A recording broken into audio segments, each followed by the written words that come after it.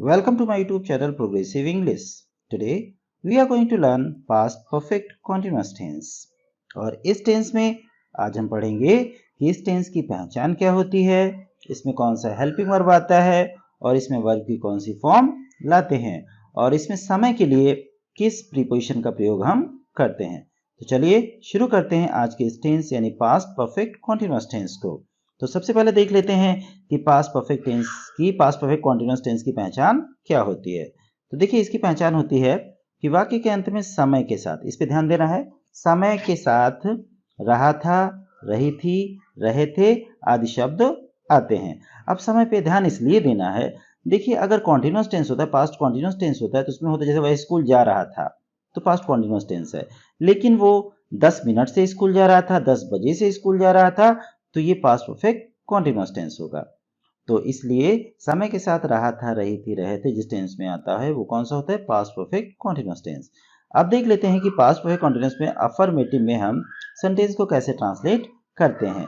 यानी हमारे affirmative sentence में सबसे पहले क्या आएगा, सब्जेक्ट आएगा, फिर हेल्पिंग वर्ब क्या आएगी, हैड बीन आएगा, फिर वर्ब की कौन सी फॉर्म आएगी, आईएनजी फॉर्म आएगी, फिर ऑब्जेक्ट आएगा, फिर सिंस या फॉर आएगा और उसके बाद निश्चित या अनिश्चित समय जो भी होगा वो आएगा।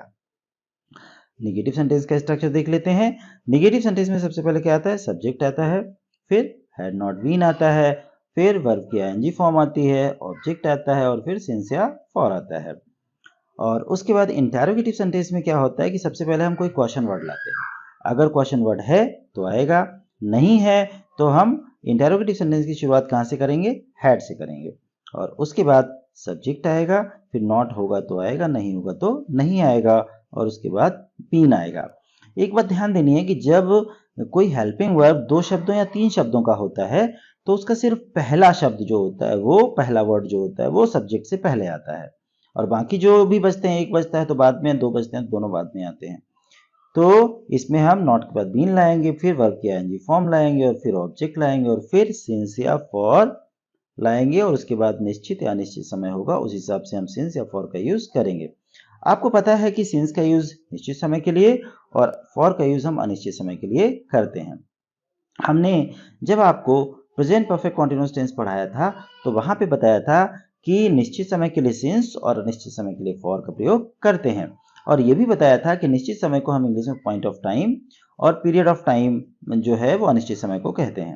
तो इस तरह से अगर आप प्रेजेंट परफेक्ट कॉन्टिन्यूअस टेंस पढ़ेंगे तो वहां पे आपको ये पता चल जाएगा कि निश्चित समय कौन से होते हैं यानी पॉइंट ऑफ टाइम कौन से होते हैं और पीरियड ऑफ टाइम कौन से होते हैं, वो ये आपको अच्छी तरह से पता चल जाएगा। अर्थात ये भी पता चल जाएगा कि सिंस का यूज हम कब करते हैं और फॉर का यूज हम कब करते हैं। तो अगर इस बात को अच्छी तरह से समझना है तो आप वहां जाके मेरे चैनल पे जाके और प्रेजेंट परफेक्ट कॉन्टिन्यूअस टेंस को आप देख लीजिए, आपको पूरी तरह से समझ में आ जाएगा कि निश्चित समय कौन से होते हैं और अनिश्चित समय कौन से होते हैं।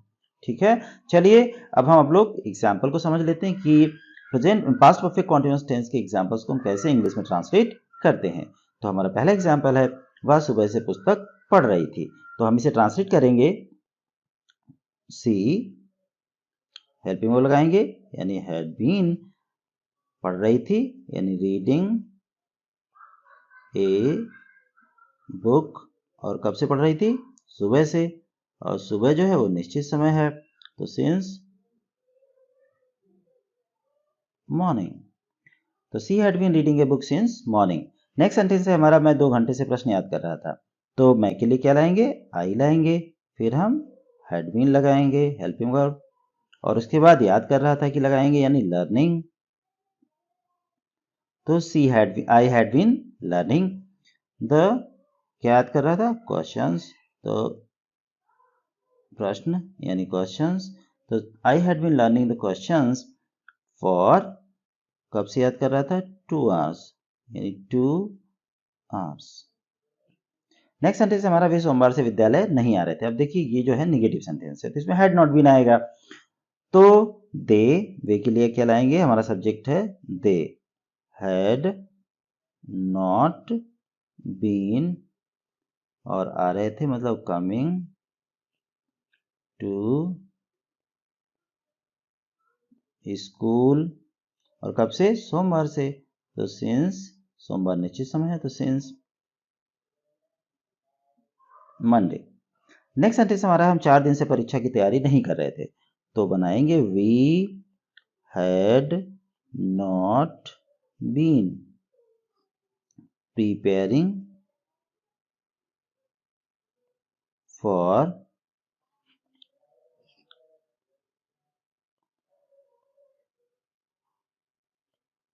for the examination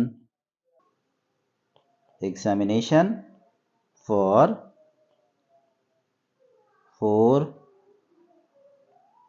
days. 4 days. Okay, चलिए अभी हमने अफर्मेटिव को 2 एग्जांपल्स किए और निगेटिव के 2 एग्जांपल्स ट्रांसलेट किए हैं। अब चलते हैं कुछ इंटरोगेटिव के भी कर लेते हैं। तो देखिए हमारा अगला सेंटेंस है, क्या तुम 2 बजे से कहानी लिख रहे थे? तो हम क्या के लिए सबसे पहले हैड ले आएंगे, हैड यू बीन, और लिख रहे थे के लिए राइटिंग ए स्टोरी, कहानी के लिए स्टोरी, यानी had you been writing a story, और कितने बजे से? 2 बजे से, सिंस 2 o'clock। तो had you been writing a story since 2 o'clock। वह आधे घंटे से शोर क्यों मचा रही थी? तो क्यों के लिए हम सबसे पहले क्या लाएंगे, वाई हैड, और फिर सब्जेक्ट लाएंगे यानी शी बीन, और शोर मचाने के लिए लाएंगे मेकिंग ए नॉइज, यानी why had she been making a noise, और कब से मचा रही थी? आधे घंटे से। तो आधा घंटा जो है वो अनिश्चित समय है, फॉर अनिश्चित समय के लिए फॉर लगाते हैं, तो फॉर हाफ एन आवर, और क्वेश्चन मार्क। फिर अगला सेंटेंस है हमारा, मोहन 4 साल से कहाँ रह रहा था? तो कहाँ के लिए हम सबसे पहले लाएंगे वेयर हैड, और फिर लाएंगे मोहन बीन लिविंग, और कब से? 4 साल से, यानी फॉर 4 years, 4 years, और क्वेश्चन मार्क। तो where had Mohan been living for 4 years। Next last sentence है हमारा, वे 1 घंटे से कौन सा कार्य कर रहे थे? तो तो वे 1 घंटे से कौन सा कार्य कर रहे थे? तो ट्रांसलेट करेंगे इसको, विच वर्क, कौन सा कार्य के लिए हम क्या लाएंगे, which work had they been, और कर रहे थे के लिए डूइंग, और कब से? 1 घंटे से, तो फॉर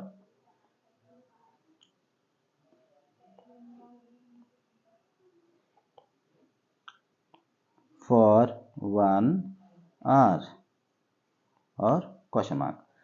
तो इस तरह से हमने पास्ट परफेक्ट कॉन्टिन्यूअस टेंस की हेल्पिंग वर्ब्स को जाना कि इसमें कौन सी हेल्पिंग वर्ब लाते हैं। तो आपको पता है कि हैड बीन लाते हैं, और इसमें वर्ब की कौन सी फॉर्म लाते हैं? तो आईएनजी फॉर्म लाते हैं। सिंस निश्चित समय के लिए यूज होता है, और फॉर अनिश्चित समय के लिए यूज होता है।